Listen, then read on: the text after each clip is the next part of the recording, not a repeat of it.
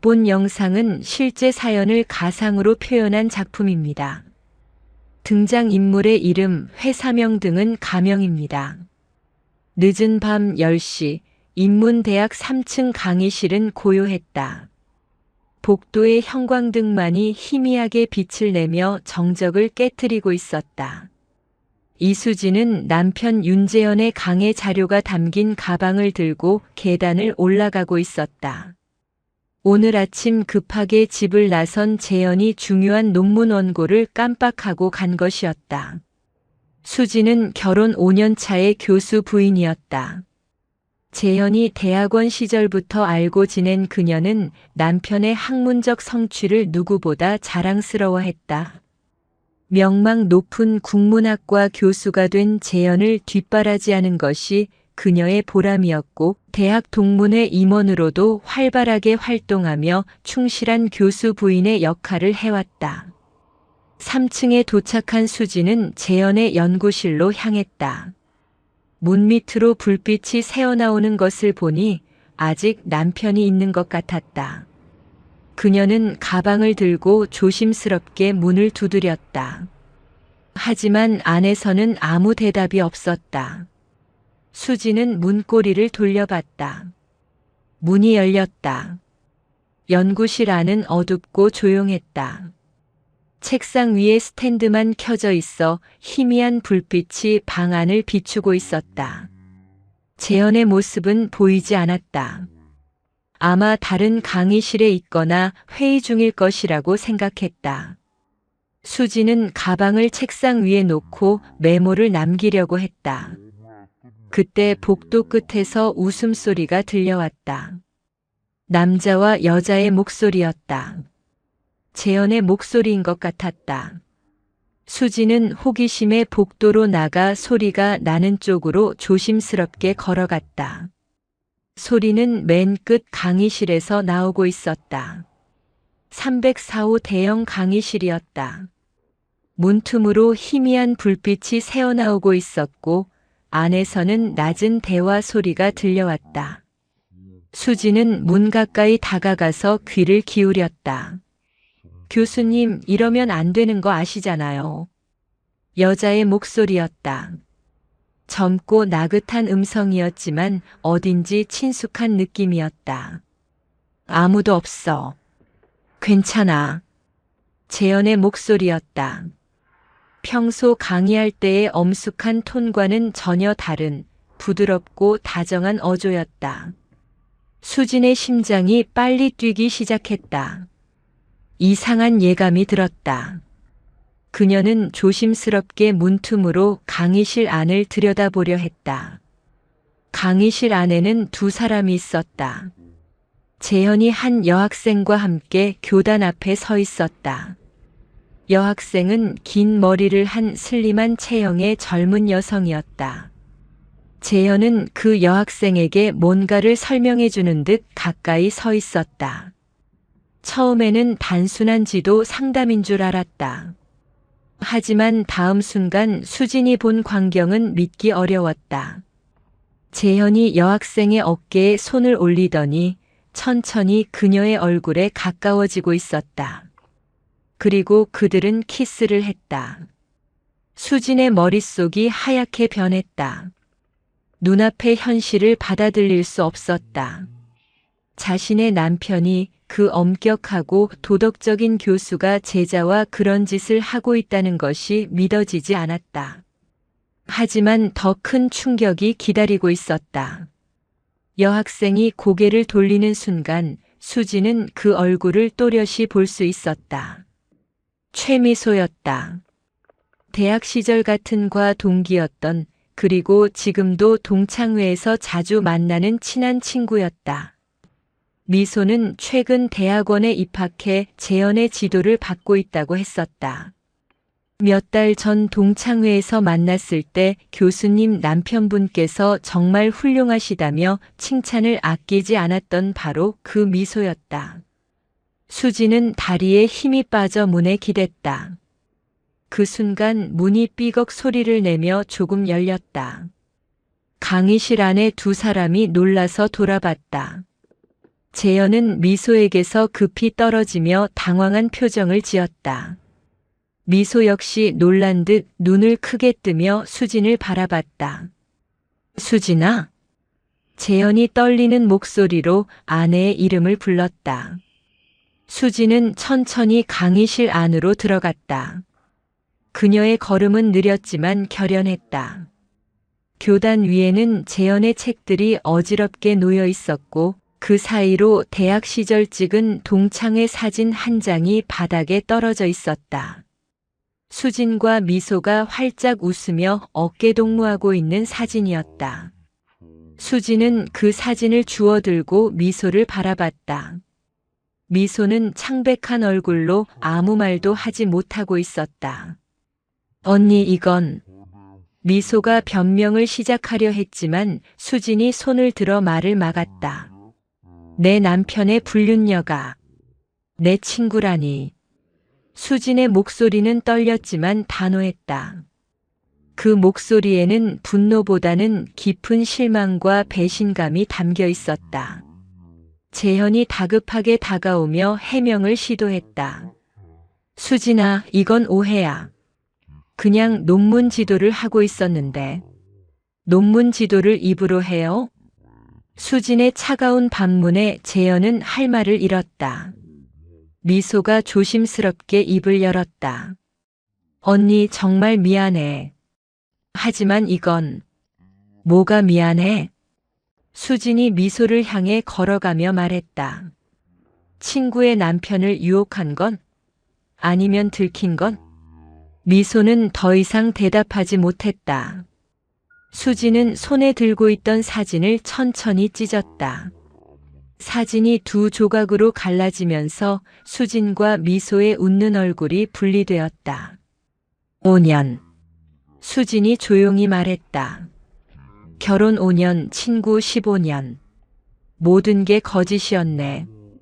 그녀는 찢어진 사진을 바닥에 떨어뜨리고 돌아섰다. 재현이 그녀의 팔을 잡으려 했지만 수진은 피했다. 건드리지 마세요. 수진의 목소리는 얼음처럼 차가웠다.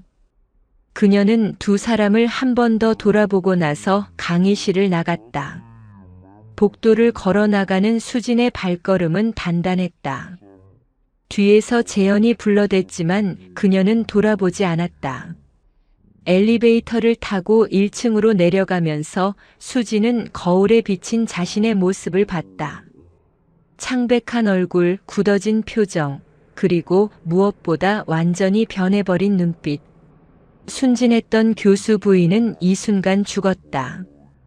그 자리에는 배신당한 아내와 친구에게 복수를 다짐하는 여자가 서 있었다. 주차장에서 차에 오른 수진은 핸들을 꽉 잡고 한참을 그 자리에 앉아 있었다. 머릿속이 복잡했지만 한 가지는 분명했다. 이 일을 그냥 넘길 수는 없었다. 수진은 휴대폰을 꺼내 한 번호를 눌렀다. 몇 번의 신호음 후에 남자의 목소리가 들렸다. 변호사 한도현입니다. 도현 씨, 나예요. 수진이요. 수진 씨, 이 늦은 시간에 무슨 일이세요? 수진은 잠시 침묵했다가 조용히 말했다. 도움이 필요해요. 내일 시간 있으세요? 복수가 시작되는 순간이었다. 그날 밤 수진은 잠들지 못했다. 재현은 새벽 2시가 넘어서야 집에 들어왔다. 그는 조심스럽게 침실 문을 열고 들어와 수진이 잠든 척하는 것을 확인한 후 욕실로 향했다. 샤워하는 소리가 평소보다 길게 이어졌다. 아마 다른 여자의 흔적을 지우려는 것일 터였다. 아침이 되자 재현은 평소보다 일찍 집을 나섰다. 수진과 마주치는 것을 피하려는 듯 했다. 그는 간단한 아침 식사를 하며 몇 번이나 수진의 눈치를 보았지만 어젯밤 일에 대해서는 한마디도 꺼내지 않았다. 수진 역시 아무렇지 않은 척 평소와 같이 행동했다. 커피를 내려주고 셔츠 주름을 펴주고 가방을 챙겨주는 일상적인 아내의 역할을 그대로 수행했다. 하지만 그 모든 행동 뒤에는 차가운 관찰이 숨어 있었다. 재현이 출근한 후 수지는 그의 서재를 뒤져봤다. 평소에는 절대 건드리지 않았던 남편의 사적인 공간이었지만 이제는 달랐다.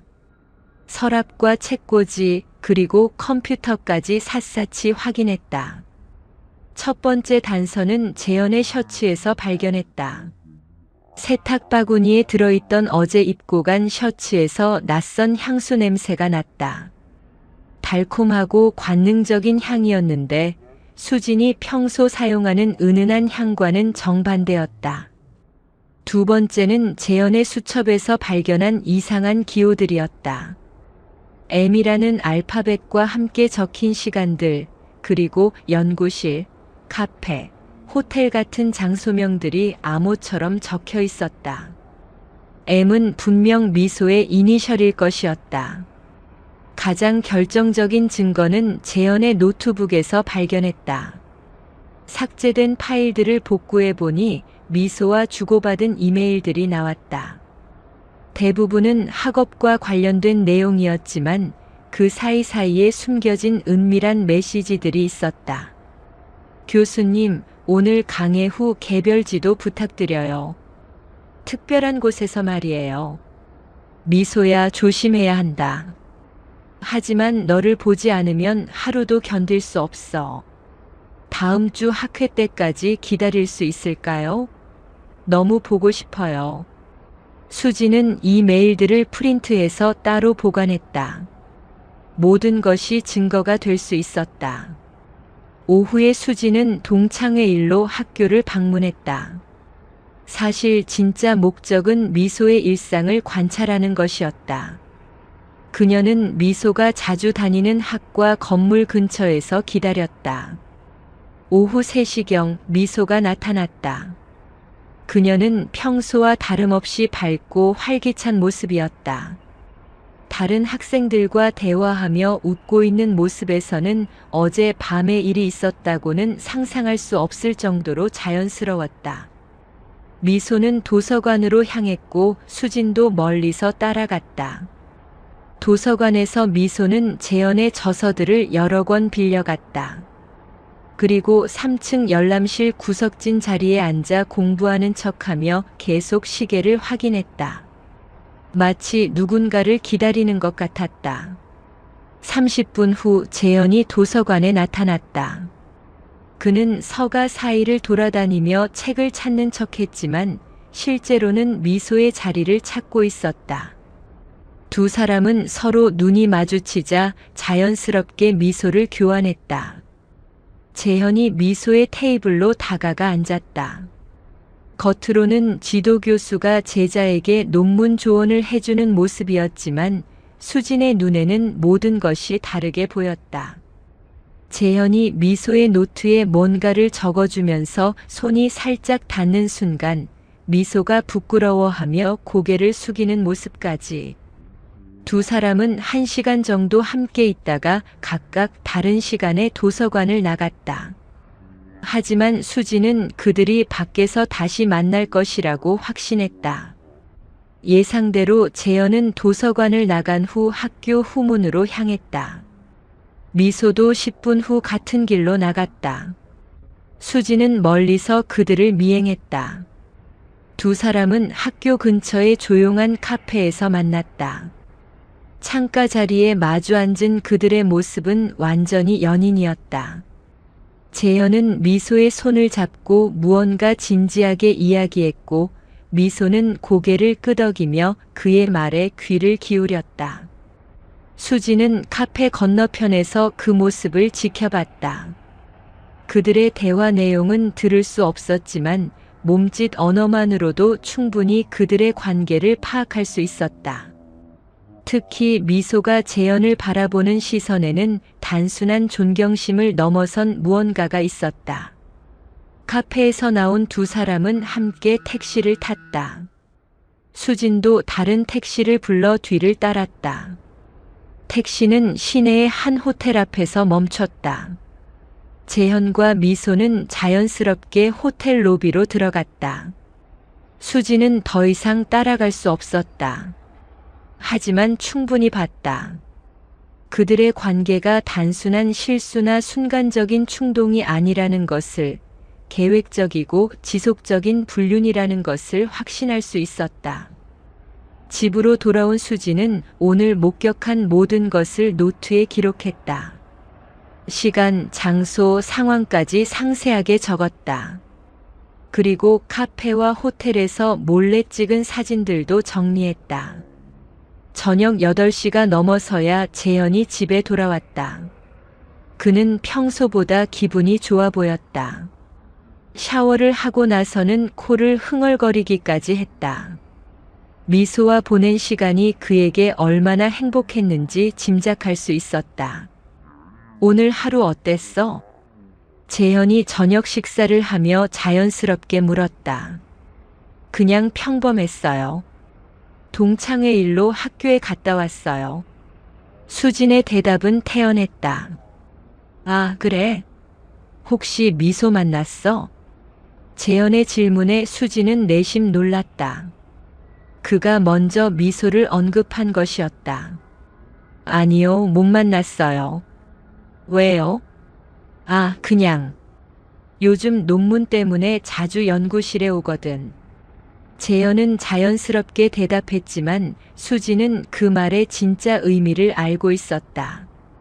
그날 밤 재현이 잠든 후 수지는 거실에서 노트북을 켜고 인터넷 검색을 시작했다. 교수 제자 불륜, 불륜 증거 수집, 위력에 의한 성추행 등의 키워드로 관련 정보를 찾아봤다.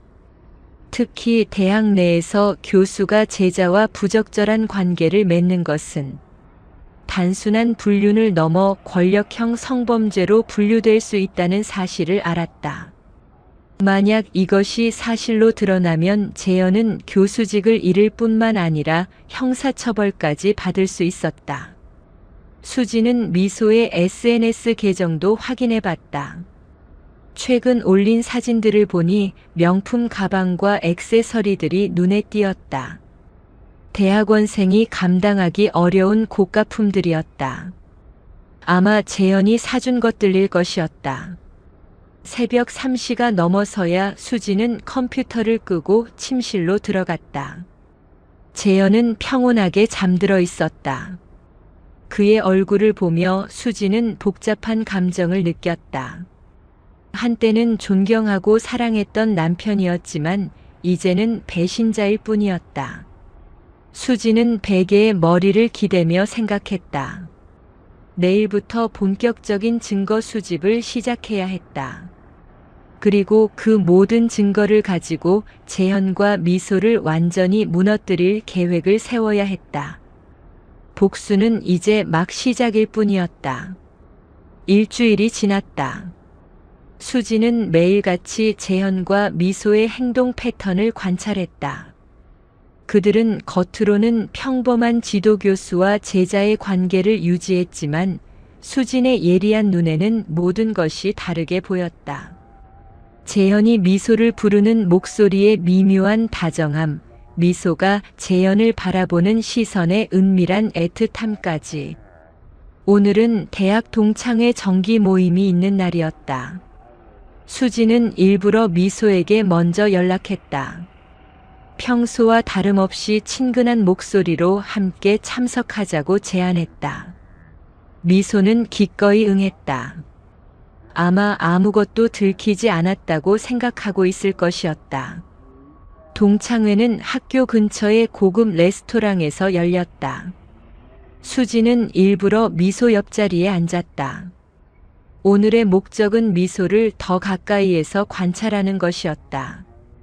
미소는 평소보다 화려하게 치장하고 나타났다.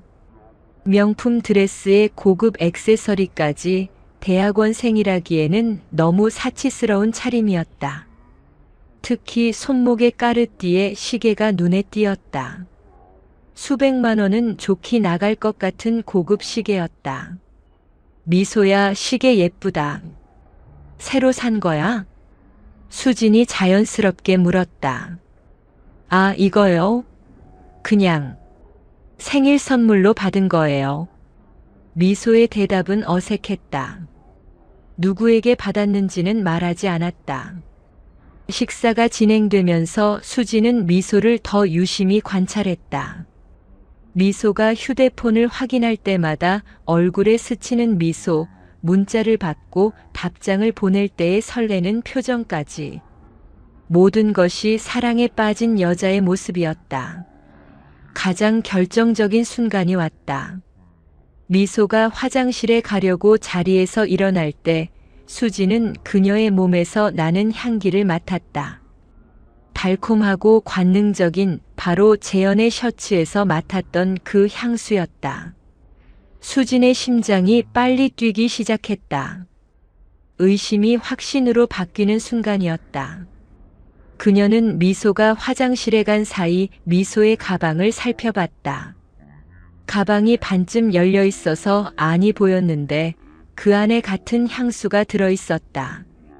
향수 브랜드는 톰 포드의 한정판이었다. 일반적으로 쉽게 구할 수 없는 고가의 제품이었다. 대학원생이 개인적으로 살 만한 향수가 아니었다. 미소가 화장실에서 돌아오자 수지는 태연한 척 대화를 이어갔다. 미소야, 향수 너무 좋다. 뭐 써? 아, 그냥 평범한 거예요. 미소는 또다시 정확한 답변을 피했다. 나도 새 향수 하나 사고 싶은데 어디서 샀어? 추천해 줄래? 수진의 질문에 미소는 잠시 당황했다. 인터넷으로 샀는데 정확한 쇼핑몰은 기억이 안 나요. 거짓말이었다. 그 향수는 백화점에서만 판매하는 제품이었다. 동창회가 끝나고 집으로 돌아가는 길에 수지는 더 많은 것을 관찰했다. 미소와 함께 지하철을 타며 자연스럽게 대화했지만 실제로는 그녀의 모든 행동을 분석하고 있었다. 미소는 계속 휴대폰을 확인했다. 그리고 어떤 문자를 받고는 얼굴이 밝아지며 급하게 답장을 보냈다. 수지는 미소의 휴대폰 화면을 힐끗 보려 했지만 미소가 재빨리 화면을 가렸다. 누구한테 연락하는 거야? 남자친구. 수진이 농담 반 진담 반으로 물었다. 아니에요, 그냥. 교수님이요. 미소의 대답에 수지는 내심 놀랐다. 평소라면 절대 말하지 않았을 것인데 오늘은 스스럼없이 교수님을 언급했다. 교수님? 윤재현 교수님? 네, 논문 관련해서 질문이 있어서요. 미소는 자연스럽게 대답했지만 그 순간 얼굴이 살짝 붉어졌다. 집에 도착한 후 수지는 재현이 아직 들어오지 않은 것을 확인했다. 그녀는 즉시 재현의 서재로 가서 그의 향수를 확인했다. 예상대로 같은 톰 포드 향수가 있었다. 그런데 이상한 점이 있었다. 재현은 평소 향수를 거의 사용하지 않는 사람이었다. 그런데 언제부터인가 이 향수를 쓰기 시작했다. 그리고 오늘 확인해 보니 향수 양이 상당히 많이 줄어 있었다. 혼자 쓰기에는 너무 빨리 소모된 것 같았다. 수지는 재현의 신용카드 사용 내역도 확인해 봤다. 인터넷 뱅킹으로 최근 몇 달간의 결제 내역을 살펴보니 수상한 지출들이 발견되었다. 고급 레스토랑, 호텔, 그리고 여성용품 구매까지. 모두 미소와 관련된 것들일 가능성이 높았다. 특히 눈에 띄는 것은 까르띠에 매장에서의 결제 내역이었다. 금액으로 보아 시계를 구입한 것 같았다. 오늘 미소가 차고 있던 바로 그 시계일 것이었다. 저녁 9시가 넘어서야 재현이 집에 들어왔다. 그는 평소보다 기분이 좋아 보였고 몸에서는 샤워를 한 듯한 비누 냄새가 났다. 하지만 그 사이로 희미하게 나는 향수 냄새는 여전했다. 늦었네요. 뭐 하시다 온 거예요? 수진이 자연스럽게 물었다. 학회 준비 회의가 길어졌어. 미안. 재현의 대답은 매끄러웠지만 수진은 그것이 거짓말이라는 것을 알고 있었다. 오늘 동창회에서 미소 만났어요. 수진이 일부러 미소를 언급했다. 아, 그래? 미소가 뭐라고 하던? 재현의 목소리에 미묘한 변화가 있었다. 평소보다 조금 더 관심 있는 톤이었다. 별말 없었어요. 그런데 요즘 많이 예뻐진 것 같더라고요. 명품도 많이 사고. 그래? 재현은 무관심한 척했지만 수지는 그의 표정에서 자랑스러운 기색을 느낄 수 있었다. 그날 밤 재현이 잠든 후 수지는 그의 휴대폰을 확인했다. 암호는 그들의 결혼 기념일이었지만 최근에는 잘못된 암호라고 나왔다. 재현이 암호를 바꾼 것이었다. 수지는 여러 숫자 조합을 시도해봤다. 재현의 생일, 미소의 생일, 그리고 미소의 생일로 암호가 풀렸다. 재현이 휴대폰 암호를 미소의 생일로 바꾼 것이었다. 휴대폰 안에는 미소와 주고받은 수많은 메시지들이 있었다. 대부분은 만남 약속이나 사랑 고백이었다. 가장 최근 메시지는 오늘 저녁에 온 것이었다. 교수님, 오늘 너무 행복했어요. 내일도 만날 수 있을까요? 물론이지. 내일은 더 특별한 곳으로 데려갈게. 어디인지 궁금해요. 사랑해요.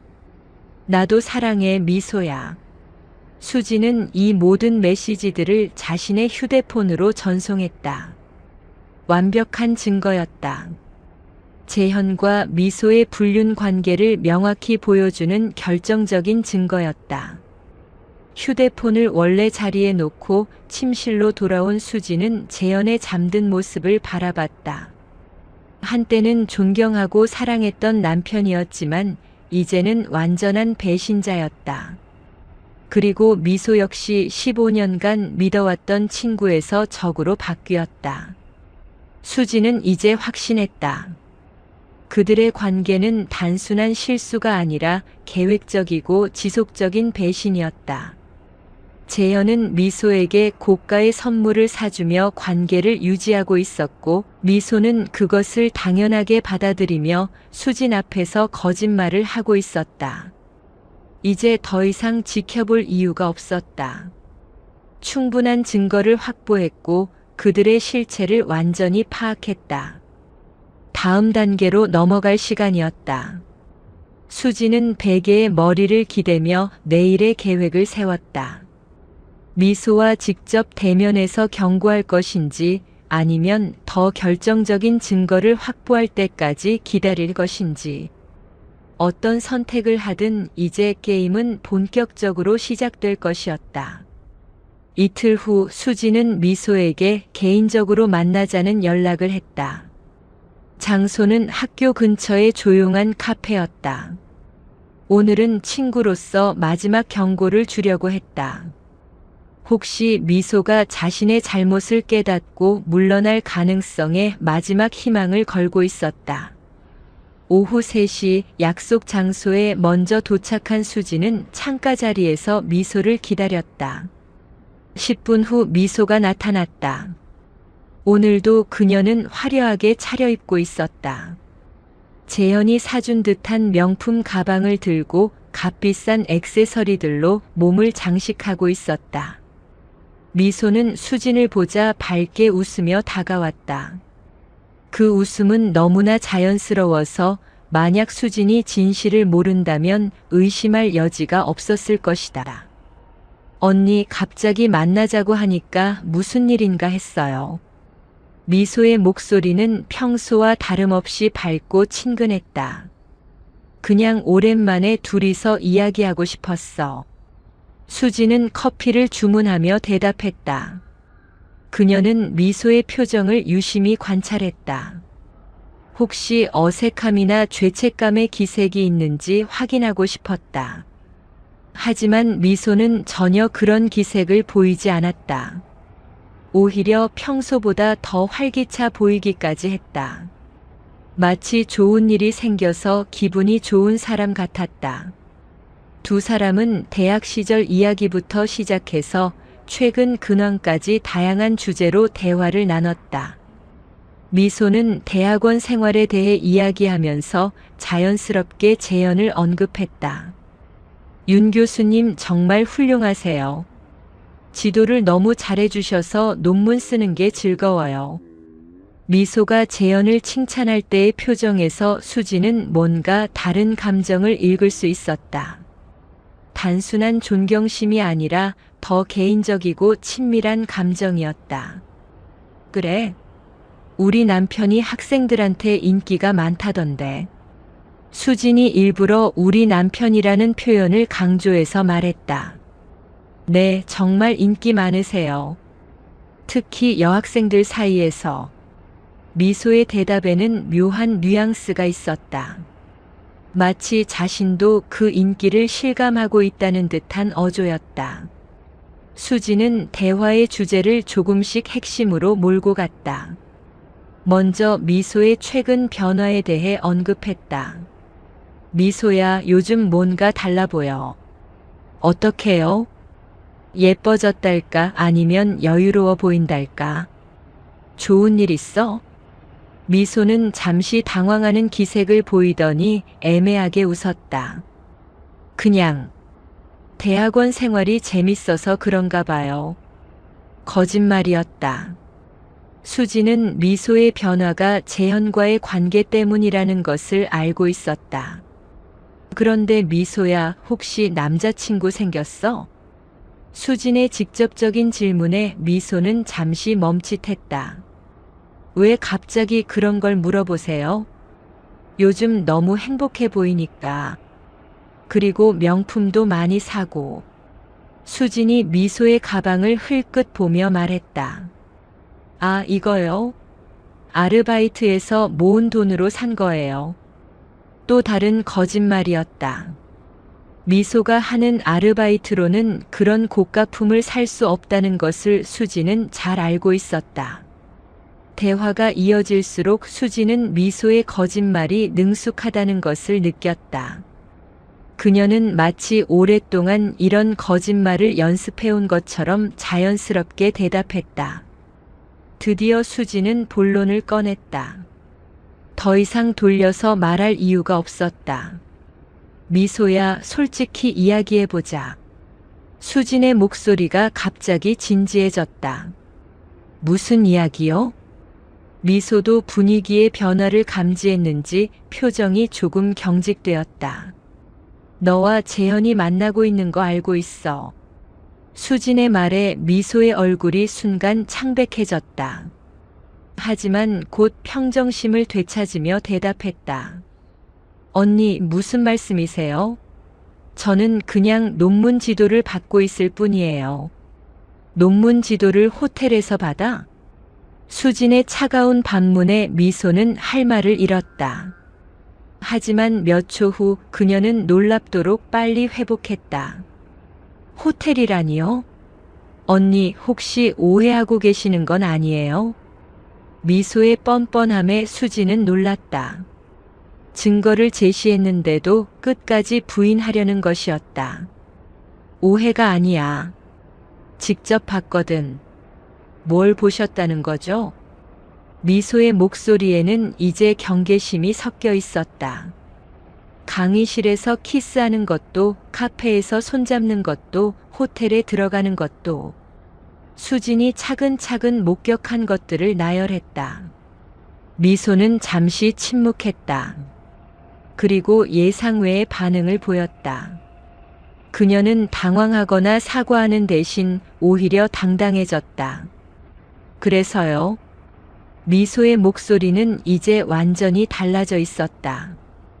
평소의 친근한 톤은 사라지고 차갑고 도전적인 어조가 되어 있었다. 그래서? 수지는 미소의 반응에 당황했다. 네, 그래서 어쩌시겠다는 거예요? 미소는 이제 완전히 가면을 벗고 있었다. 미소야, 너 지금 뭐라고 하는 거야? 사실대로 말하는 거예요. 교수님과 저는 서로 사랑해요. 미소의 당당한 고백에 수지는 말문이 막혔다. 그리고 언니도 알잖아요. 교수님이 언니한테 얼마나 지쳐하시는지. 미소의 말은 점점 더 잔혹해졌다. 지쳐한다고? 네. 교수님이 직접 말씀하셨어요. 언니는 너무 평범하고 재미없다고. 수진의 가슴에 날카로운 칼이 꽂히는 것 같았다. 언제까지 아내라는 자리만 믿고 있을 거예요? 미소는 이제 완전히 다른 사람이 되어 있었다. 15년간 친구라고 믿었던 그 온화한 여성은 온데간데 없고 냉혹하고 계산적인 여자가 그 자리에 있었다. 너, 정말. 저는 교수님을 진심으로 사랑해요. 그리고 교수님도 저를 사랑하세요. 이건 언니가 막을 수 있는 일이 아니에요. 미소는 자리에서 일어나며 마지막으로 말했다. 그리고 언니, 한 가지 더 알아두세요. 교수님은 이미 마음을 정하셨어요. 저를 선택하기로. 미소는 그 말을 남기고 카페를 떠났다. 뒤도 돌아보지 않은 채 당당하게 걸어나갔다. 수지는 혼자 남겨진 자리에서 한참을 멍하니 앉아 있었다. 미소의 마지막 말들이 머릿속에서 계속 맴돌았다. 재현이 자신을 평범하고 재미없다고 했다는 말, 그리고 이미 미소를 선택하기로 했다는 말까지. 분노가 치밀어 올랐다. 하지만 이번에는 단순한 분노가 아니었다. 차갑고 계산적인 복수심이 그녀의 마음을 지배하기 시작했다. 카페를 나선 수지는 휴대폰을 꺼내 한 번호를 눌렀다. 도현 씨, 내일 시간 있어요? 본격적으로 시작해야겠어요. 전화 너머 한도현 변호사의 목소리가 들렸다. 무엇을 시작한다는 거죠? 복수요. 수진의 목소리는 얼음처럼 차가웠다. 그날 밤 수지는 집에 돌아와서 재현을 기다렸다. 미소와의 대화에서 들은 모든 것을 확인하고 싶었다. 정말로 재현이 자신을 그렇게 생각하는지, 정말로 미소를 선택할 생각인지 직접 들어보고 싶었다. 하지만 재현은 그날 밤 집에 들어오지 않았다. 새벽 3시가 넘도록 기다렸지만 아무 연락도 없었다. 아마 미소와 함께 있을 것이었다. 수지는 더 이상 기다리지 않았다. 이제 마지막 희망마저 버릴 때였다. 재현도 미소도 모두 그녀의 적이 되었다. 복수는 이제 피할 수 없는 선택이었다. 다음 날 오후 수지는 강남의 한 대형 로펌을 찾았다. 변호사 한도현과의 약속이 있는 날이었다. 도현은 수진의 대학 선배로 몇 년 전 동창회에서 알게 된 사이였다. 이혼 전문 변호사로 명성이 높았고 무엇보다 신뢰할 수 있는 사람이었다. 로펌 20층에 위치한 도현의 사무실은 깔끔하고 전문적인 분위기였다. 도현은 수진을 맞으며 걱정스러운 표정을 지었다. 어제 전화에서 들은 수진의 목소리가 평소와 너무 달랐기 때문이었다. 앉아요. 무슨 일인지 자세히 얘기해봐요. 도현의 차분한 목소리에 수진은 지난 일주일간의 모든 일을 털어놓았다. 강의실에서 목격한 불륜 현장부터 미소와의 어제 대화까지. 그녀가 이야기하는 동안 도현은 한마디도 끼어들지 않고 집중해서 들었다. 그래서 복수하고 싶다는 거군요. 도현이 이야기를 다 들은 후 조심스럽게 말했다. 네, 그냥 넘어갈 수는 없어요. 수진의 목소리는 단호했다. 도현은 수진이 가져온 증거들을 꼼꼼히 살펴봤다. 재현과 미소의 문자 메시지, 신용카드 사용 내역, 그리고 몰래 촬영한 사진들까지. 모든 것이 체계적으로 정리되어 있었다. 증거는 충분해요. 이혼 소송에서는 확실히 유리할 거예요. 도현의 분석에 수지는 고개를 끄덕였다. 하지만 그녀의 목표는 단순한 이혼이 아니었다. 도현 씨, 저는 단순히 이혼만 하려는 게 아니에요. 그럼 뭘 원하세요? 재현이는 교수직을 잃어야 하고 미소는 학교에서 쫓겨나야 해요. 그들이 사회적으로 완전히 매장당했으면 좋겠어요. 수진의 말에 도현은 잠시 놀란 표정을 지었다. 평소 온화했던 수진에게서는 상상할 수 없는 냉혹함이었다. 수진 씨, 그 정도는 좀. 그들이 나한테 한 짓을 생각해봐요. 15년 친구가 그리고 5년 남편이 저를 완전히 바보로 만들었어요. 수진의 목소리에는 깊은 상처와 분노가 담겨 있었다. 도현은 잠시 고민했다. 변호사로서 그는 합법적인 범위 내에서의 해결을 추천해야 했다. 하지만 동시에 수진의 심정을 이해할 수 있었다. 알겠어요. 도와드릴게요. 도현의 결정에 수진은 처음으로 진심 어린 미소를 지었다. 하지만 조건이 있어요. 모든 것을 합법적으로 그리고 확실한 증거를 바탕으로 해야 해요. 수지는 당연하다는 듯 고개를 끄덕였다. 도현은 컴퓨터를 켜고 대학 내 성희롱 및 성폭력 관련 규정을 검색했다. 교수와 제자 간의 부적절한 관계는 대학에서 가장 민감하게 다루는 사안 중 하나였다. 교수가 제자와 연애 관계를 맺는 것 자체가 위력에 의한 성희롱으로 분류될 수 있어요. 특히 성적 평가나 학업 지도에 영향을 미쳤다면 더욱 심각한 문제가 됩니다. 도현의 설명에 수진의 눈이 번뜩였다. 미소가 최근에 학회 발표 기회를 얻었어요. 보통 2년차 대학원생이 받기 어려운 기회라고 들었는데 그거면 충분해요. 개인적 관계가 학업에 특혜를 주는데 활용됐다는 증거가 되죠. 다음으로 도현은 대학 내부 고발 시스템에 대해 설명했다. 익명으로 신고할 수 있는 방법과 조사가 시작되면 어떤 절차를 밟게 되는지 상세히 알려줬다. 가장 효과적인 방법은 학회 세미나나 공개적인 자리에서 증거를 공개하는 거예요. 그러면 은밀히 덮어버릴 수 없게 돼요. 언제 그런 기회가 있을까요? 다음 주에 인문대학 정기 세미나가 있어요. 모든 교수와 대학원생이 참석하는 자리죠. 수지는 완벽한 타이밍이라고 생각했다. 두 사람은 3시간에 걸쳐 치밀한 계획을 세웠다. 언제, 어떤 방식으로, 어떤 순서로 증거를 공개할지까지 모든 것이 정해졌다. 도현의 법적 전문 지식과 수진의 내부 정보가 결합되어 완벽한 복수 시나리오가 완성되었다. 그런데 수진 씨, 혹시 더 결정적인 증거를 확보할 수 있을까요? 현재 진행형 증거 말이에요. 도현의 제안에 수진은 고개를 끄덕였다. 그녀도 같은 생각을 하고 있었다. 이번 주말에 그들이 만날 것 같아요. 재현이 학회 준비 때문에 주말에 나간다고 했거든요. 그럼 미행에서 현장을 포착해 보세요. 사진이나 동영상 증거가 있다면 더욱 강력하죠. 로펌을 나선 수지는 처음으로 희망을 느꼈다.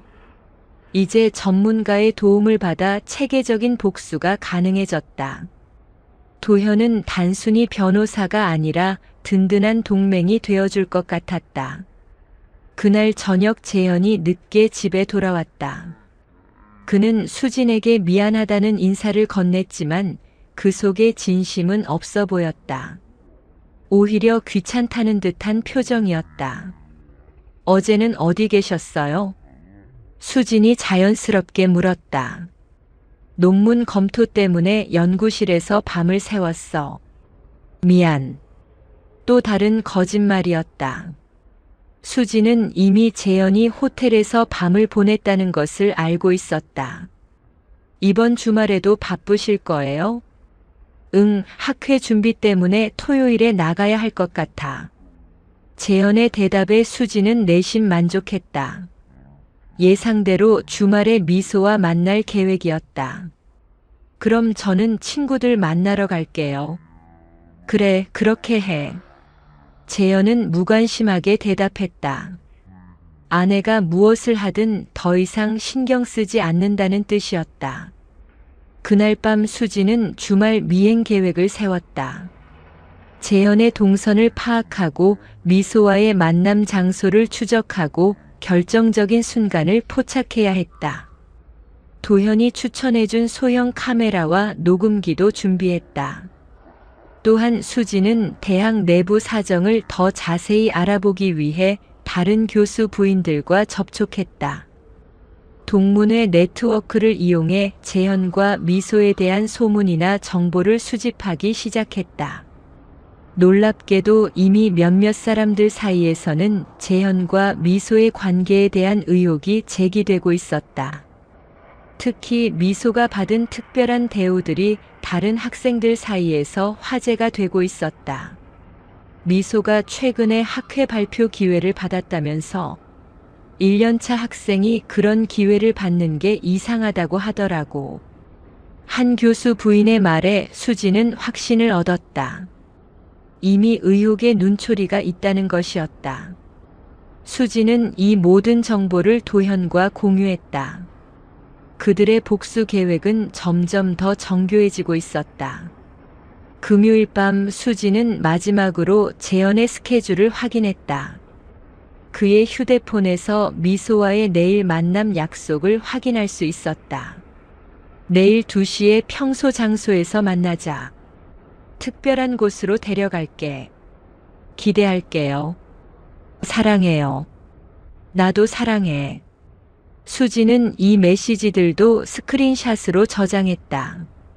내일이면 모든 준비가 완료될 것이었다. 침대에 누운 수지는 천장을 바라보며 생각했다. 일주일 전만 해도 자신은 평범한 교수 부인이었다. 하지만 이제는 치밀한 복수를 계획하는 여자가 되어 있었다. 내일부터 진짜 게임이 시작될 것이었다. 인문대학 정기 세미나가 열리는 날이 밝았다. 수지는 평소보다 일찍 일어나 정성스럽게 준비했다. 검은색 정장에 진주 목걸이를 메고 머리는 단정하게 올린 모습은 완벽한 교수 부인이었다. 하지만 그 우아한 외모 뒤에는 차가운 복수심이 숨어 있었다. 지난 주말 미행에서 수지는 완벽한 증거를 확보했다. 재현과 미소가 호텔에 들어가는 모습, 친밀하게 대화하는 장면, 그리고 결정적으로 키스하는 순간까지. 모든 것이 고화질 사진과 동영상으로 기록되어 있었다. 세미나는 오후 2시에 시작될 예정이었다. 인문대학의 모든 교수와 대학원생들이 참석하는 중요한 행사였다. 수지는 도현과 함께 미리 회의실을 확인하고 AV 시설을 점검했다. 모든 준비가 완료되었다. 오후 1시 30분 참석자들이 하나둘 도착하기 시작했다. 수지는 교수 부인들과 함께 뒷자리에 앉아 자연스럽게 행동했다. 재현은 다른 교수들과 담소를 나누며 여유로운 모습이었다. 미소 역시 다른 대학원생들과 함께 앞자리에 앉아 있었다.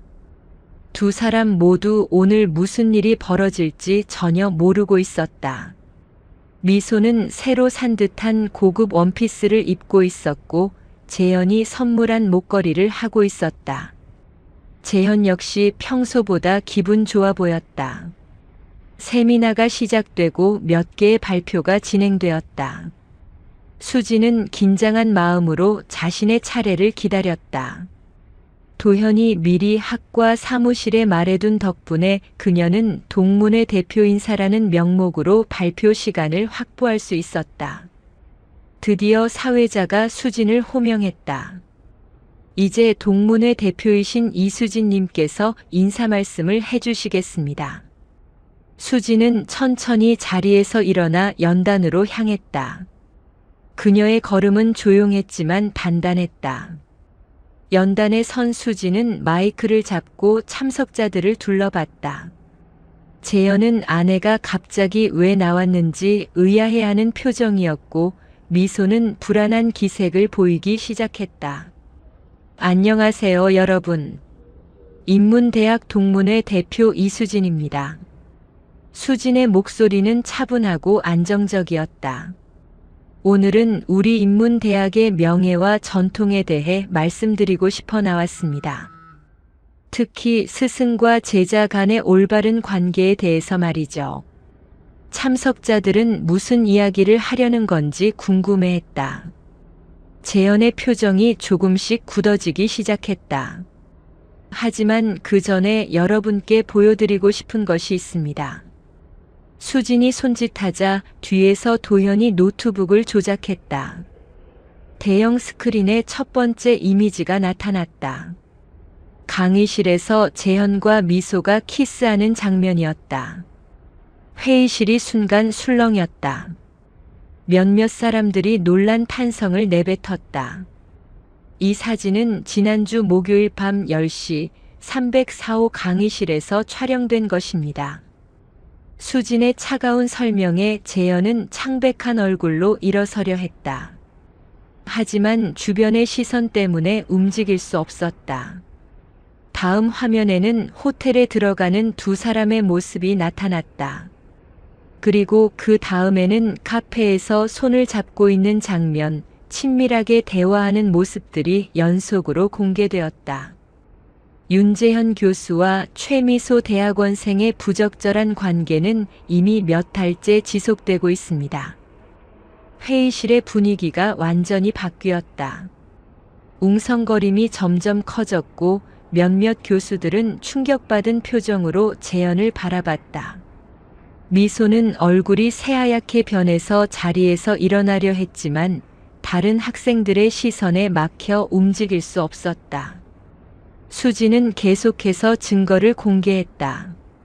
재현과 미소가 주고받은 문자 메시지들이 스크린에 크게 나타났다. 미소야, 너 없으면 하루도 견딜 수 없어. 교수님, 저도 사랑해요. 빨리 만나고 싶어요. 다음 주에는 더 특별한 곳으로 데려갈게. 참석자들의 웅성거림이 더욱 커졌다. 특히 다른 교수들의 표정이 심각해졌다. 다음으로 공개된 것은 재현의 신용카드 사용 내역이었다. 미소를 위해 구입한 고가의 선물들, 호텔 이용료, 고급 레스토랑 결제 내역까지 모든 것이 상세히 나타났다. 이뿐만이 아닙니다. 개인적인 관계를 이용한 학업상의 특혜도 있었습니다. 수진이 다음 자료를 공개했다. 미소가 받은 각종 혜택들의 목록이었다. 1년차 학생으로는 이례적인 학회 발표 기회, 장학금 추천, 그리고 다른 학생들보다 월등히 높은 학점까지. 윤석호 학장이 충격받은 표정으로 일어섰다. 에이, 이게 사실인가? 학장의 질문에 재현은 아무 대답도 하지 못했다. 그는 완전히 얼어붙은 상태였다. 미소가 떨리는 목소리로 변명을 시도했다. 이건 오해예요. 하지만 수지는 마지막 결정타를 준비하고 있었다. 오해라고요? 그럼 이것도 오해인가요? 스크린에 지난 주말 촬영한 동영상이 재생되기 시작했다. 호텔 로비에서 재현과 미소가 엘리베이터에 함께 타는 모습, 그리고 몇 시간 후 함께 나오면서 키스하는 장면까지. 모든 것이 선명하게 기록되어 있었다. 이제 변명의 여지가 없었다. 증거는 완벽했고 부인할 수 없었다. 학장이 분노에 찬 목소리로 외쳤다. 윤재현 교수, 당장 설명하시오. 재현은 떨리는 다리로 일어섰지만 할 말을 찾지 못했다. 학장님, 저는 교수가 제자와 이런 부적절한 관계를 맺다니. 이것은 명백한 성희롱이자 권력 남용입니다. 학장의 호통에 회의실은 더욱 술렁였다. 다른 교수들도 하나둘 입을 열기 시작했다. 이런 일이 우리 학과에서 일어날 줄은 몰랐습니다. 학생에게 특혜를 주기 위해 개인적 관계를 이용하다니. 대학의 명예가 실추될 일입니다. 미소는 이미 울음을 터뜨렸다. 하지만 아무도 그녀를 동정하지 않았다. 오히려 다른 학생들의 차가운 시선만이 그녀를 향했다. 수지는 연단에서 마지막으로 말했다. 저는 윤재현 교수의 아내입니다. 그리고 최미소는 제가 15년간 친구라고 믿어왔던 사람입니다. 이 말에 참석자들은 더욱 충격받았다. 하지만 이제는 더 이상 침묵할 수 없었습니다. 진실은 반드시 밝혀져야 합니다. 수지는 연단에서 내려와 자리로 돌아갔다. 그녀의 얼굴에는 어떤 감정도 드러나지 않았다. 학장이 즉석에서 결정을 내렸다. 윤재현 교수는 즉시 직위해제하며 징계위원회를 소집하겠습니다.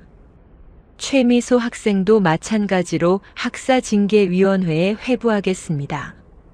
재현과 미소는 모든 사람들의 시선을 받으며 회의실을 나가야 했다. 그들의 얼굴은 완전히 절망에 빠져 있었다. 세미나는 그렇게 끝났다. 참석자들은 여전히 충격에서 벗어나지 못한 채 하나둘 자리를 떠났다. 수지는 마지막까지 자리에 앉아 있었다. 도현이 그녀에게 다가와 말했다. 끝났어요. 정말 완벽했어요. 수지는 고개를 끄덕였다. 복수는 완성되었다.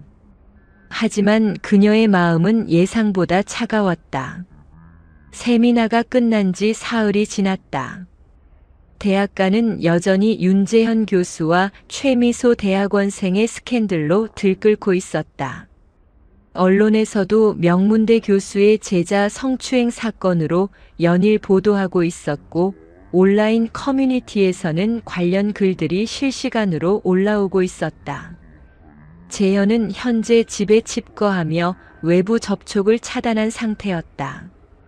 대학에서는 즉시 출입을 금지당했고 모든 강의와 연구 활동이 중단되었다. 징계위원회 결과가 나오기 전까지는 그 어떤 교육 활동도 할 수 없었다. 가장 큰 타격은 동료 교수들로부터의 완전한 외면이었다. 평소 가깝게 지내던 교수들조차 연락을 끊었고 학회에서도 그의 이름이 모든 프로그램에서 제외되었다. 수십 년간 쌓아온 학문적 권위가 하루아침에 무너져 내렸다. 재현의 부모님도 충격을 받고 서울로 올라왔다. 70대의 노부모에게 아들의 스캔들은 감당하기 어려운 수치였다. 어머니는 며칠째 울음을 그치지 않았고 아버지는 한마디도 하지 않은 채 실망한 표정으로만 아들을 바라봤다. 내가 이럴 줄 몰랐다. 수진이한테 어떻게 얼굴을 들고 사과하겠냐? 어머니의 질책에 재현은 아무 대답도 하지 못했다. 한편 미소의 상황은 더욱 비참했다. 그녀는 학교에서 무기정학 처분을 받았고 복학 가능성도 거의 없었다. 다른 대학원으로 편입하려 해도 이미 소문이 퍼져서 받아줄 곳이 없었다. 학문의 길은 완전히 막혀버렸다. 더 큰 문제는 사회적 매장이었다. 미소의 신상 정보가 온라인에 퍼지면서 그녀는 집에서도 나올 수 없는 상태가 되었다. 친정 부모님은 딸 때문에 동네에서 고개를 들 수 없다며 괴로워했다. 미소가 다니던 아르바이트도 잘렸고 그녀를 아는 모든 사람들이 등을 돌렸다. SNS 계정은 이미 폐쇄했지만 곳곳에서 그녀를 비난하는 글들이 계속 올라왔다. 일주일 후 수지는 재현과 미소를 동시에 만날 자리를 마련했다. 장소는 대학 근처의 한적한 카페였다. 그녀는 두 사람에게 각각 같은 시간을 알려주고 마지막 대면을 제안했다. 재현이 먼저 도착했다. 그는 일주일 사이에 많이 초라해진 모습이었다. 며칠째 제대로 면도하지 않은 듯 수염이 자라나 있었고 평소의 단정한 모습은 찾아볼 수 없었다. 10분 후 미소가 나타났다. 그녀 역시 예전의 화려한 모습은 온데간데 없고 야윈 얼굴에 다크서클만이 선명했다. 두 사람은 서로를 보자마자 당황했다. 하지만 수진이 나타나자 모든 것을 이해했다. 수진은 두 사람 앞에 앉으며 차가운 시선으로 그들을 바라봤다. 오랜만이네요. 수진의 목소리에는 어떤 감정도 담겨 있지 않았다. 재현이 떨리는 목소리로 말했다. 수진아, 정말 미안해. 내가 잘못했어. 미안하다고? 수진은 비웃듯 웃었다. 5년간의 결혼 생활을 배신하고 15년 친구를 속이고 학생을 이용해서 권력을 남용한 것에 대해서 미안하다는 거예요? 재현은 아무 말도 하지 못했다. 미소가 눈물을 흘리며 애원했다. 언니, 제발 용서해 주세요. 저 정말 잘못했어요. 용서? 수진의 목소리는 더욱 차가워졌다. 내가 카페에서 했던 말 기억해? 언제까지 아내라는 자리만 믿고 있을 거냐고 했잖아. 미소는 그때의 발언을 후회하며 더욱 울었다. 수진은 가방에서 서류 봉투를 꺼내 테이블 위에 놓았다. 이혼 서류예요. 이미 변호사를 통해 모든 절차를 진행했어요. 재현의 얼굴이 더욱 창백해졌다. 그리고 이건 민사소송 서류예요. 정신적 피해에 대한 손해배상 청구서죠. 수진이 또 다른 서류를 꺼냈다. 재현 씨는 5억, 미소 씨는 3억을 배상해야 해요.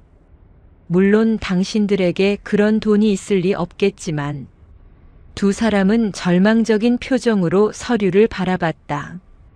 그리고 이건 대학 측에 제출한 추가 고발장이에요. 성희롱뿐만 아니라 연구비 유용, 성적 조작 등의 혐의도 포함되어 있어요. 수진의 말에 재현은 깜짝 놀랐다. 연구비 유용이라니, 그런 건 한 적이 없어. 미소 씨에게 사준 선물들, 호텔비, 여행 경비 모두 연구비 카드로 결제한 내역이 있어요. 재현은 그제서야 자신의 실수를 깨달았다. 개인 카드와 연구비 카드를 혼동해서 사용한 적이 있었던 것이다. 이 정도면 교수직 박탈은 물론이고 형사 고발까지 가능해요. 수진의 차가운 분석에 재현은 완전히 절망에 빠졌다. 미소도 마찬가지였다. 대학에서의 무기정학은 이미 확정되었고 다른 학교로의 편입도 불가능했다. 게다가 민사소송까지 걸렸으니 경제적으로도 파산 상태였다. 수진은 자리에서 일어나며 마지막으로 말했다. 내가 잃은 건 남편이 아니라 믿음이었어. 그녀의 목소리는 얼음처럼 차가웠다.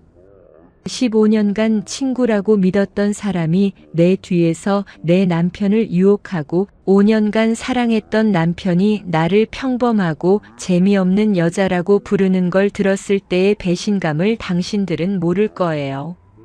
재현과 미소는 아무 말도 하지 못했다. 그래서 대가를 치러야 해요.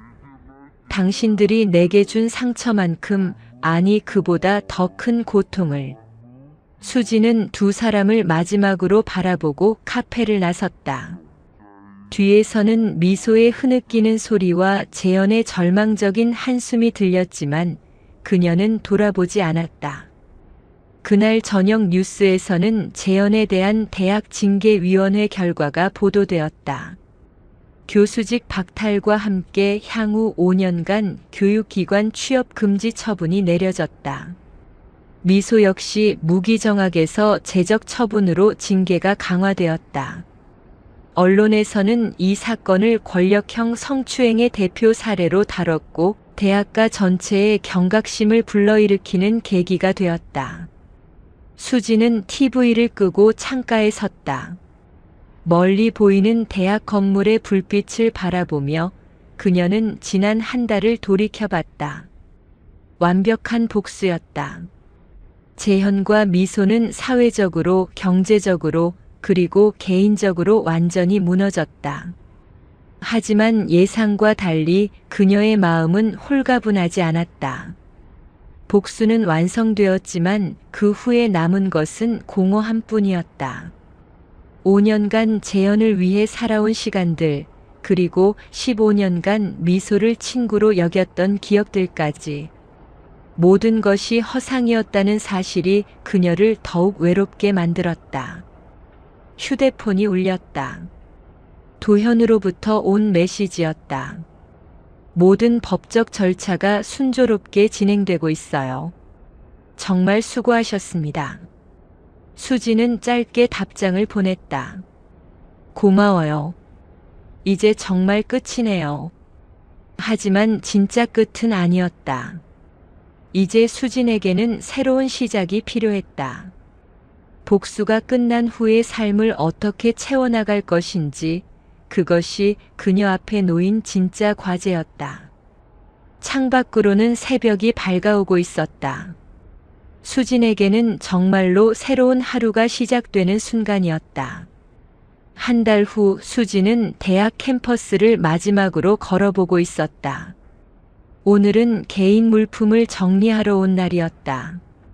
재현의 연구실에 두었던 가족 사진들과 개인 소지품들을 가져가야 했다. 이혼 절차가 모두 완료되어 법적으로도 그들은 이제 남남이 되었다. 캠퍼스는 평온했다. 한 달 전 그 충격적인 사건이 일어났던 곳이라고는 믿기 어려울 정도로 일상적인 모습이었다. 학생들은 여전히 강의실을 오가며 공부하고 있었고 교수들은 연구에 몰두하고 있었다. 304호 강의실 앞을 지날 때 수지는 잠시 걸음을 멈췄다. 모든 것이 시작된 바로 그 장소였다. 한 달 전 그 충격적인 장면을 목격했던 순간부터 그녀의 인생은 완전히 바뀌었다. 순진했던 교수 부인은 죽었고 강인한 여성이 태어났다. 재현의 연구실은 이미 비워져 있었다. 책상과 책장만 남아있을 뿐 개인적인 흔적은 모두 사라져 있었다. 수지는 서랍 깊숙이 넣어두었던 결혼 사진을 꺼냈다. 5년 전 행복했던 순간을 담은 사진이었지만 이제는 아무런 의미가 없었다. 사진을 찢어 쓰레기통에 버리려다가 수지는 손을 멈췄다. 그리고 그 사진을 가방에 넣었다. 과거를 지우는 것이 아니라 기억하기 위해서였다. 다시는 그런 실수를 반복하지 않기 위해서. 연구실을 나선 수지는 캠퍼스 한편의 벤치에 앉았다. 여기서 재현과 처음 만났던 것이 15년 전이었다. 대학원 신입생이었던 그녀에게 재현은 존경스러운 선배였고 훗날 남편이 될 사람이었다. 모든 것이 운명인 줄 알았는데 결국은 착각이었다. 휴대폰이 울렸다. 도현으로부터의 전화였다. 어디에 있어요? 학교에 와서 정리하고 있어요. 혼자 괜찮아요? 도현의 걱정 어린 목소리에 수지는 미소를 지었다. 지난 한 달간 도현은 단순한 변호사를 넘어서 든든한 동반자가 되어주었다. 법적 절차를 도와줄 때뿐만 아니라 정서적으로도 큰 위안이 되었다. 네, 괜찮아요. 곧 끝날 것 같아요. 그럼 저녁에 만날까요? 축하할 일이 있어서. 축하할 일이요? 네, 모든 법적 절차가 완료됐어요. 재산 분할도 위자료도 모두 수진 씨에게 유리하게 결정됐어요. 수지는 복잡한 감정을 느꼈다. 승리했다는 만족감보다는 모든 것이 정말 끝났다는 허탈감이 더 컸다. 저녁 7시 수지는 도현과 강남의 한 레스토랑에서 만났다. 조용하고 고급스러운 분위기의 식당이었다. 도현은 수진을 위해 샴페인을 주문했다.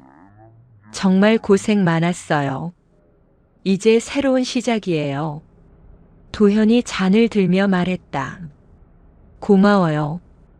도현 씨가 없었다면 불가능했을 거예요. 두 사람은 잔을 부딪히며 건배했다. 하지만 수진의 표정은 밝지 않았다. 왜 그래요? 기분이 안 좋아 보이는데. 도현의 질문에 수진은 잠시 망설였다. 모든 게 끝나니까 허무해요. 지난 한 달간 복수에만 매달려 살았는데 이제 뭘 해야 할지 막막하네요. 도현은 수진의 심정을 이해했다. 강렬한 목표를 향해 달려온 사람이 그것을 달성한 후 느끼는 공허함이었다. 그럼 이제 진짜 자신을 위한 삶을 살아보세요. 자신을 위한 삶이요? 네, 지금까지는 남편을 위해, 복수를 위해 살았잖아요. 이제는 수진 씨 자신을 위해 살 때가 된 거예요. 도현의 말에 수진은 고개를 끄덕였다. 정말로 자신만을 위한 삶이 무엇인지 생각해 본 적이 없었다. 그런데 도현 씨, 한 가지 궁금한 게 있어요. 뭔데요? 왜 저를 이렇게 도와주셨어요? 단순한 의뢰인 관계를 넘어서서 말이에요. 도현은 잠시 침묵했다. 그리고 조심스럽게 입을 열었다. 솔직히 말하면 수진 씨에게 관심이 있어요. 수진은 놀란 표정을 지었다. 관심이요? 네, 처음에는 동정심이었어요. 하지만 지난 한 달간 함께 하면서 수진 씨의 강인함과 지혜를 보게 됐어요. 정말 매력적인 여성이라고 생각해요. 수진은 도현의 고백에 당황했다. 전혀 예상하지 못한 일이었다. 도현 씨, 급하게 답변을 요구하는 건 아니에요. 다만 수진 씨가 새로운 시작을 할 때 제가 함께 할 수 있다면 좋겠어요. 도현의 진심 어린 고백에 수지는 복잡한 감정을 느꼈다. 재현과의 결혼 생활이 끝난 지 얼마 되지도 않았는데 새로운 사랑을 시작한다는 것이 부담스러웠다. 시간을 주세요. 아직 정리가 안 된 감정들이 많아서. 물론이에요. 충분히 시간을 가지세요. 도현은 수진을 재촉하지 않았다. 식사를 마치고 나온 두 사람은 한강공원을 산책했다. 늦은 봄밤의 공기는 상쾌했고 한강에는 조명이 아름답게 반사되고 있었다. 수진 씨, 앞으로 뭘 하고 싶어요? 도현의 질문에 수진은 한참 생각했다. 예전에는 문학을 전공했었어요. 결혼하면서 포기했지만 다시 공부해보고 싶어요. 좋은 생각이에요. 늦은 건 없어요. 그리고 같은 상황에 있는 여성들을 도와주고 싶어요. 저처럼 배신당하고 상처받은 사람들에게 희망을 주고 싶어요. 도현은 수진의 계획에 감동받았다. 개인적인 복수에서 끝나는 것이 아니라 그 경험을 다른 사람들을 위해 활용하겠다는 의지였다. 필요하면 제가 법적인 부분을 도와드릴게요. 정말요? 네, 함께 상담센터 같은 것도 만들 수 있을 거예요. 두 사람의 대화는 점점 더 구체적이 되어갔다. 수진의 경험과 도현의 전문성을 결합하면 많은 사람들에게 도움이 될 수 있을 것 같았다. 산책을 마치고 돌아가는 길에 수진은 결심했다. 도현과의 새로운 관계에 대해서는 아직 확신이 서지 않았지만 적어도 동반자로서 함께 할 수 있을 것 같았다. 도현 씨, 제안 감사해요. 동업자로서 함께 해요. 동업자요? 네, 일단은 동업자로 시작해서 시간이 지나면서 어떻게 발전할지는 두고 보는 거예요. 도현은 만족스러운 미소를 지었다. 당장 연인이 되지는 않더라도 함께할 수 있다는 것만으로도 충분했다. 그날 밤 수지는 집에 돌아와서 거울 앞에 섰다. 한 달 전과는 완전히 다른 여성이 그곳에 있었다. 더 이상 남편에게 의존하지 않는 독립적인 여성, 자신의 힘으로 복수를 완성한 강인한 여성, 그리고 이제 새로운 꿈을 품은 희망찬 여성이었다. 수지는 서랍에서 새 다이어리를 꺼냈다. 그리고 첫 페이지에 적었다. 새로운 시작, 나를 위한 삶. 내일부터 진정한 자신만의 인생이 시작될 것이었다. 복수가 끝난 자리에 희망이 자라나고 있었다. 창밖으로는 새벽 햇살이 비치기 시작했다. 수진에게는 말 그대로 새로운 하루의 시작이었다. 이야기가 재미있었다면 구독과 좋아요 눌러주시고 주인공에게 응원의 댓글도 부탁드립니다.